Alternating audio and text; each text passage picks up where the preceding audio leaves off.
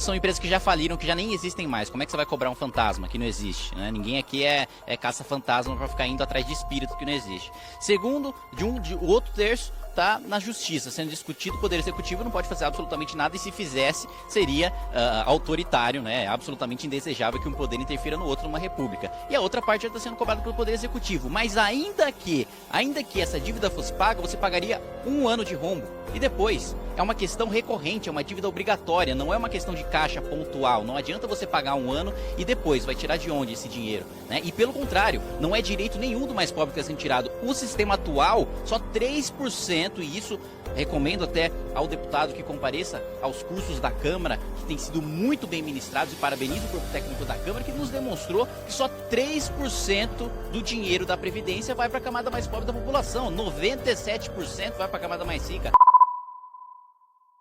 Vai para essa reunião de líderes, está marcada para as 10 horas da manhã, vai dar o pontapé inicial nesse ano legislativo, ver o que vai esperar, o que a gente pode esperar desse ano. Expectativa também de discussão da reforma da Previdência, já está claro que é o assunto prioritário. Ontem teve uma reunião de líderes da bancada governista que tinha sido convocada, acabou ficando um pouco esvaziada. Mesmo assim, o presidente Rodrigo Maia deu uma declaração ontem dizendo que se o governo conseguir articular bem a reforma, essa discussão, é possível que ela seja aprovada em 3 meses. A gente vai conversar sobre isso com deputados, líderes, vice-líderes partidários estão aqui com a gente, o deputado Kim Kataguiri, que é líder do Democratas de São Paulo, e também o deputado Edmilson Rodrigues, do PSOL do Pará. Deputado, acho que o senhor não é líder do Democratas, vice-líder. Deputado, sua expectativa, ontem o presidente Rodrigo Maia falou sobre aí 3 meses para votação, a gente não sabe, o projeto nem chegou ainda. Sua expectativa para a chegada desse projeto e da discussão dele aqui dentro da Câmara? Eu espero que o governo envie esse projeto o mais rápido possível, né? Que ele seja bem elaborado, que ele esteja de acordo com aquilo que foi defendido pelo ministro Paulo Guedes, foi defendido até à época, candidato à presidência da República Jair Bolsonaro, com um novo sistema para as novas gerações de capitalização, com igualdade, começando pelo setor público, principalmente pela elite do setor público, juízes, promotores, nós, deputados federais, senadores, ministros do Supremo, para que todos tenham o mesmo sistema previdenciário. Não interessa se você é pedreiro, se você é professor, se você é médico, se você é deputado. Todo mundo sob o mesmo sistema, e aqueles que não têm condições de se sustentar, além do sistema de repartição geracional, ter acesso também a uma renda básica. Deputado Edmilson, como é que a oposição se posiciona em relação a essa proposta aí, que traz essa ideia de igualdade, mas que muda bastante o sistema atual? Olha, o Paulo Guedes enriqueceu especulando. Ele está cumprindo o papel dele, defendendo o interesse dos banqueiros. Porque quando se fala em capitalização, significa descontar, além do desconto tradicional para a Previdência, mais alguns percentuais do salário para aplicar num dos bancos desses 4, talvez, que detém 85% dos ativos financeiros do país. Ninguém toca na ferida. Hoje, há uma dívida de 450 bilhões das empresas, tipo Vale, que é uma das maiores devedoras, essa responsável por esse crime que aconteceu novamente em Minas Gerais, mas que atua no Pará também, com dezenas de barreiras, infernizando a vida das comunidades tradicionais, colocando em risco a vida do povo e o equilíbrio ecológico. Então essas empresas têm que pagar, mas o governo fecha os olhos, porque essas empresas financiam as campanhas de grande parte de deputados e senadores. Da mesma forma, se nós pegarmos a estrutura do orçamento anual, quase 1 trilhão e 200 bilhões dos 3,38 trilhões aprovados em dezembro de 2018, orçamento 19, estão para refinanciamento da dívida. Só que 400 bilhões quase é para pagamento de juros e amortização da dívida. Enfim, é o sistema financeiro rico, e querem aprovar uma proposta que se confirmar o que foi vazado para a imprensa, num país, o estado de São Paulo, por exemplo, o deputado conhece bem, Capão Redondo, a expectativa de vida é de 54 anos apenas, não é de 78, como as pessoas mais ricas, de melhor renda, até alcançam. Não, 54 anos de vida, e querem dizer que o cara só pode se aposentar aos 65. Então querem cometer um crime, acabar com o direito do trabalhador. Porque se fala aqui na elite, na verdade, tira-se o direito do trabalhador a uma aposentadoria ou a uma pensão. Aliás, aquele que não teve carteira assinada ou um cargo público, sequer um salário mínimo vai ganhar. Isso é uma vergonha. Deputado Kim, resolver a questão das dívidas poderia diminuir ou resolver o impacto, esse problema da Previdência? Ia diminuir praticamente nada e resolver jamais, porque isso ainda que a gente conseguisse pegar todo o dinheiro que as empresas devem, um terço são empresas que já faliram, que já nem existem mais. Como é que você vai cobrar um fantasma que não existe? Né? Ninguém aqui é caça-fantasma para ficar indo atrás de espírito que não existe. Segundo, o outro terço está na justiça, sendo discutido. O Poder Executivo não pode fazer absolutamente nada, e se fizesse, seria autoritário, né? É absolutamente indesejável que um poder interfira no outro numa república. E a outra parte já está sendo cobrada pelo Poder Executivo. Mas ainda que essa dívida fosse paga, você pagaria 1 ano de rombo. E depois, é uma questão recorrente, é uma dívida obrigatória, não é uma questão de caixa pontual. Não adianta você pagar 1 ano e depois vai tirar de onde esse dinheiro? Né? E pelo contrário, não é direito nenhum do mais pobre que está sendo tirado. O sistema atual, só 3%, e isso recomendo até ao deputado que compareça aos cursos da Câmara, que têm sido muito bem ministrados, e parabenizo o corpo técnico da Câmara, que nos demonstrou que só 3% do dinheiro da Previdência vai para a camada mais pobre da população, 97% vai para a camada mais rica. Ou seja, na minha humilde opinião, o parlamentar que, conhecendo profundamente a proposta, votar contra essa proposta, está simplesmente defendendo o próprio privilégio, porque aqui na Câmara a gente tem um sistema de repartição simples, que é diferente do de repartição geracional. Pergunta para qualquer um desses deputados que são contra a reforma da Previdência se eles abriram mão da aposentadoria parlamentar deles. Nenhum deles abre mão. Eu abri mão, mesmo sendo a favor da reforma. Eu abri mão para dar exemplo, para poder falar, para poder ter a moral de falar, olha, eu abri mão da minha aposentadoria parlamentar, eu estou no regime geral e eu quero que seja igual para todo mundo. Então, não resolve o problema da Previdência. A questão da dívida é uma questão gravíssima, sim, e fica ainda pior se a gente não pagar o rombo da Previdência. Por que existe dívida? Porque o governo gasta. Porque o governo gasta porque você não tem superávit primário. Se você não tem superávit primário, é justamente por causa do rombo da Previdência que você pegar hoje todo o gasto com saúde, educação, segurança interna e externa, diplomacia, tudo, cada hospital, essa Câmara dos Deputados, o Senado, pega todo o gasto que a gente tem. Vamos vender tudo, vamos parar de gastar com tudo. Ainda não dá para pagar o quanto a gente gasta com Previdência. É esse o tamanho do problema e é uma questão matemática, não é uma questão ideológica. Não interessa se você é de esquerda ou de direita, dinheiro não nasce do chão.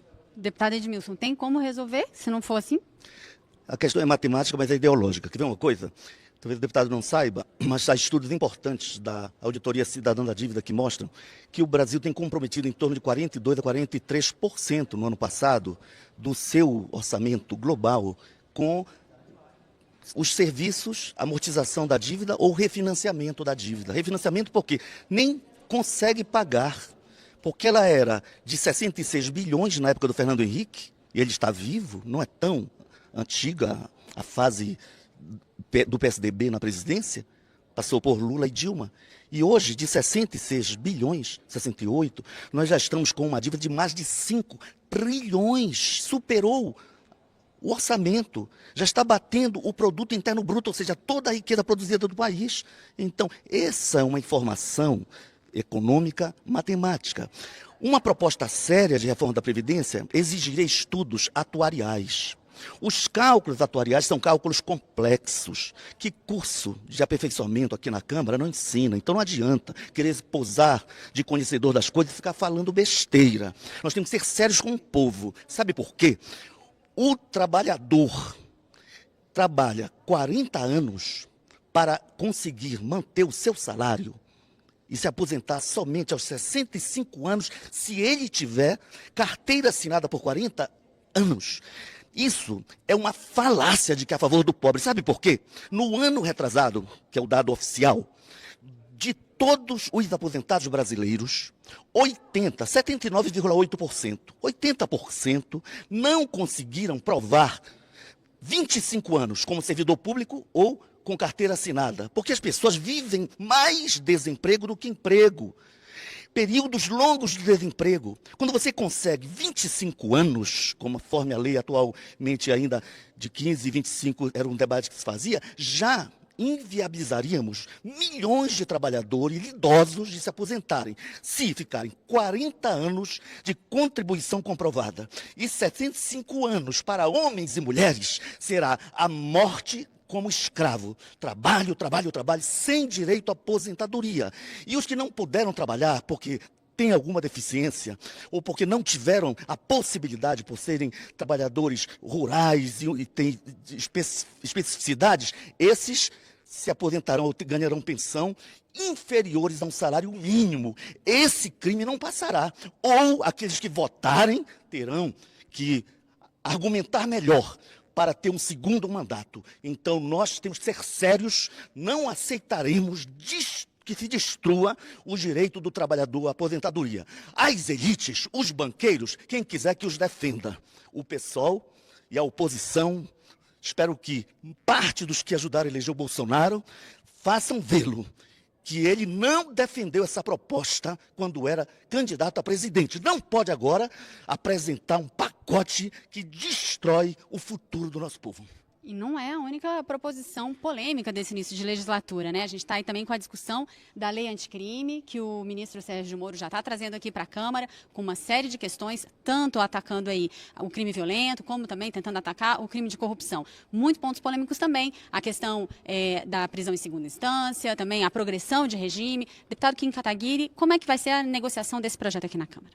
Olha, difícil te dar um panorama geral de todos os aspectos que vão ser considerados. Na minha opinião, aliás, até fazendo uma pequena, se você me permite, uma pequena correção, uma imprecisão, na verdade não é uma lei anticrime, é um pacote que possui legislação tanto de leis ordinárias como de leis complementares que vão fazer essa modificação na legislação brasileira. Na minha opinião, é até um pacote brando demais em diversos pontos, né? Eu discordo de alguns pontos que foram colocados pelo ministro Sérgio Moro, mas da parte em que você combate o crime organizado, que você isola membros de facções criminosas em prisões de segurança máxima, daquelas que você aumenta a necessidade ou a rigidez da progressão de pena para aqueles que cometeram crimes com grave violência, concordo 1000%. Não tem como a gente combater o crime se a gente continuar punindo crimes graves, estupros, homicídios, latrocínios de maneira branda. Se simplesmente cumprindo 1/6 da pena, ele já conseguir sair do presídio. Eu acho que, indo além da legislação que existe hoje, tem de se cumprir a pena dentro do presídio. E uma sugestão que eu mesmo dei ao ministro na reunião que a gente teve semana passada foi de que a gente adotasse um modelo que é o melhor, tanto em termos de punição como em termos de ressocialização, que é o único de parceria público-privada que a gente tem no Brasil, que é o de Ribeirão das Neves, em Minas Gerais, onde basicamente os presos têm a oportunidade de aprender um trabalho lá dentro, sustentar a própria família, sustentar os próprios custos, indenizar a vítima, tem escolas lá dentro e o menor índice de reincidência do país, porque ele sai de lá muitas vezes empregado, ele aprendeu, a sua mão de obra saiu qualificada, o empresário de lá dentro mesmo já emprega aquele trabalhador que ele viu trabalhando, que ele sabe da sua competência, que ele sabe da sua correção, então não existe motivo para ele voltar ao crime. E essa foi a sugestão que eu levei e acho que deve ser levado mais em frente. Acredito que para a maior parte das propostas não deve haver problema de aprovação aqui na Câmara, porque a maior parte se trata de projeto de lei ordinário, né, que só precisa de maioria simples. Deputado Edmilson, o senhor concorda? Já conheceu um pouco desse pacote de projetos? Olha, o pacote, toda vez que se fala em combate ao crime, todo mundo deve ser a favor, né? Quem é que não quer a investigação do Flávio Bolsonaro? Quem não quer entender por que um motorista, assessor dele, que foi assessor do atual presidente Bolsonaro, consegue em 3 anos abocanhar 7 milhões? Você, como funcionária da Câmara, nenhum deputado consegue ter 7 milhões assim, líquido, vendendo Passat do ano 70, carro usado, não tem. Quem não quer investigar, por exemplo, até o empréstimo que o presidente fez para alguém que tem 7 milhões, ainda precisa de 40 mil emprestado, né? A ponto de submeter a sua esposa para receber o pagamento informal na sua conta. Então tem muita coisa inexplicada. E crimes passados. Quem não quer saber por que o ministro que hoje vai assumir aqui, do turismo, se realmente praticou a prática do laranja, de colocar candidatas, o partido repassa fundos públicos, 60 mil, e a mulher tem que devolver candidata 50 mil para sua campanha. Tudo isso tem que ser investigado. Então vamos combater o crime.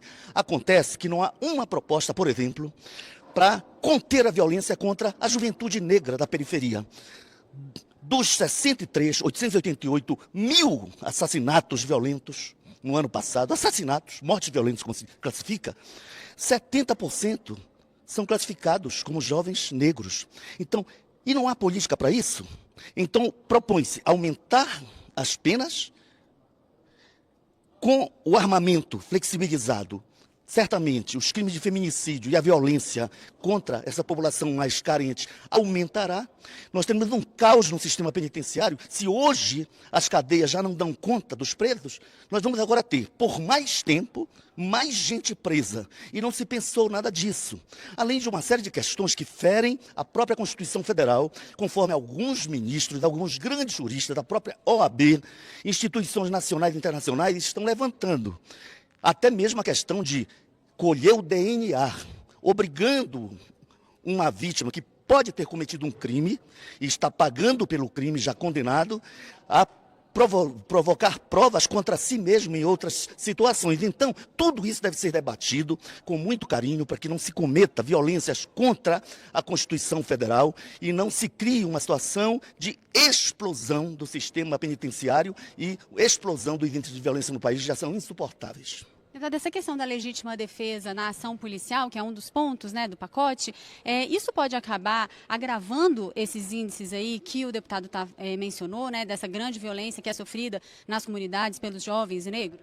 Pelo contrário, o que você vê no pacote, aliás, até corrigindo uma imprecisão do deputado, não há aumento de pena, não há modificação nesse sentido de aumento de pena no Código Penal. A maior parte das modificações são no Código de Processo Penal, são questões de procedimento e na Lei de Execuções Penais. Então, para você falar sobre um projeto, é importante que você leia o projeto e você conheça cada um dos projetos para você falar com propriedade dele. Então, antes de qualquer coisa, existe sim a política pública para conter homicídios contra a juventude negra, contra a juventude branca, contra a juventude anã, asiática, transexual, porque o homicídio é o mesmo para todo mundo e a progressão de regime também dentro do Código de Processo Penal é a mesma para todo mundo. A partir do momento que você modifica e enrijece a punição para todo mundo que comete todo esse tipo de crime, inclusive os crimes cometidos por policiais, que a gente sabe que nenhuma instituição é santa, nenhuma instituição é imaculada, tá? Imune a erros, existem falhas em todas as instituições, aqui na Câmara, na Polícia, na Presidência da República, enfim, e mais, existem medidas sim para combater as suspeitas levantadas aqui pelo deputado em relação ao caso do Flávio Bolsonaro, em relação ao caso do motorista. Os crimes de colarinho branco são justamente esses em que o deputado se confundiu ali na questão das penas, que você tem uma modificação efetiva no Código Penal para que seja, aí sim, aumentada a pena para quem cometeu esse tipo de crime. Ou seja, justamente todos os pontos levantados pelo deputado, e aqui peço data máxima vênia aqui para discordar, são esses mesmos que estão sendo alterados justamente para solucionar esse tipo de problema. E o problema não tem raça, o problema não tem cor, o problema não tem idade. O crime é cometido contra qualquer um. E me causa espanto falar sobre a questão do DNA quando o que foi colocado, se vocês prestarem atenção no que o deputado falou, é de que muitas vezes a vítima é obrigada a ter o seu DNA coletado uma vez que ela foi condenada. Mas peraí, se ela é vítima, como é que ela foi condenada e está cumprindo pena? Ou ela é vítima, ou ela é o criminoso que cometeu o crime. Não, como assim as suas coisas? Ele não pode ter sido vítima de outro crime? Não, pode ter sido vítima, mas aí é um processo diferente. Né? Ou não se julga no mesmo tempo um processo penal, né? Mesmo porque a pena no processo penal é intransferível, né? Intransponível, um dos avanços de direitos humanos que a gente teve, ou ele é julgado no processo como réu, ou ele é julgado no processo como vítima. Né? Não existe os dois ao mesmo tempo. Né? É uma confusão, uma imprecisão. E como é que se pode falar em produzir prova contra si mesmo se o crime já está provado, ele já está cumprindo pena, e aquela amostra só vai ser utilizada em investigações futuras caso ele volte a cometer algum crime. Ou seja, o cara já está admitindo que ele vai voltar a cometer algum crime, falando, não pega meu DNA não, porque eu vou voltar a cometer algum crime e aí eu vou estar produzindo prova contra mim mesmo. Isso aí é uma esquizofrenia ideológica gigantesca. Deputado Edmilson, terminando então de falar sobre esse projeto de lei e também sobre a estratégia do governo de apresentar dois projetos importantes, né, de estar aí discutindo essa dupla frente, reforma da Previdência e esse pacote de leis anticrime. O senhor acha que isso pode ser bem sucedido aqui na Câmara? Como é que o senhor avalia isso? Olha, eu acho que o governo deve definir a sua estratégia, mas não se entende, nem vice. O presidente está para morrer, mas a sua assessoria mais direta praticamente o obrigou, o constrangeu a reassumir o cargo porque ele não tem confiança no vice, que é um general de carreira, né? Por discordâncias pontuais, nem chegam a ser ideológicas de fundo. Né? Então, eles que decidam a sua estratégia. Nós vamos inviabilizar, na medida do possível, essas medidas que são contrárias ao interesse nacional e ao interesse público. Mesmo que o deputado não queira, ele nunca passou fome. Eu sou filho de um comerciário, mas nunca passei também. Meu pai sempre teve emprego, apesar da origem humilde, porque ser pobre não significa ser miserável. Mas no Brasil, há milhões de pessoas que não têm um prato de comida por dia, maioria negra. Quando se tem os índices de violência, as vítimas são pessoas brancas em minoria. A maioria é jovem e negro. Nas cadeias hoje, quase 66% dos presos nas penitenciárias federais e estaduais do país são jovens com até 29 anos. Ou seja, nós estamos destruindo o futuro do país.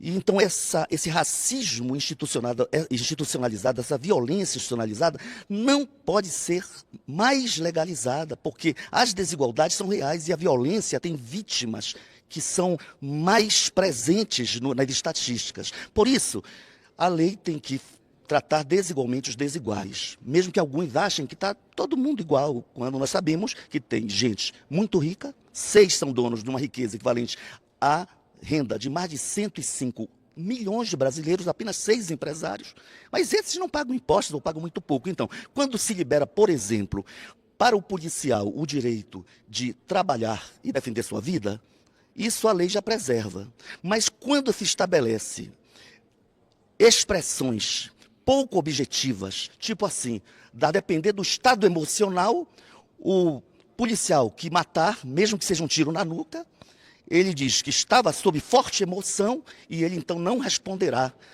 conforme a lei hoje do auto de resistência. Ora, policial não deve morrer. Ele é um agente da segurança, da paz social. Mas o fato de ser policial não dá direito de praticar pena de morte, como hoje ocorre no Brasil. E os que matam, em nome do Estado, 300 e tantos policiais morreram ano passado, é verdade, mas quantos civis foram mortos por policiais? Uma quantidade 5 vezes maior. Não podemos legalizar esse tipo de coisa. Policial é para garantir paz e segurança, é para merecer a confiança do cidadão, é para garantir paz social, não para fuzilar pobres negros da periferia, desempregados, num país tão injusto quanto o nosso. Mais de 20 minutos de debate aqui entre a gente, só uma pequena amostra de todos os debates que vêm aí ao longo desse ano aqui na Câmara. Mariana. É isso aí, Carol. Obrigada. O debate está só começando.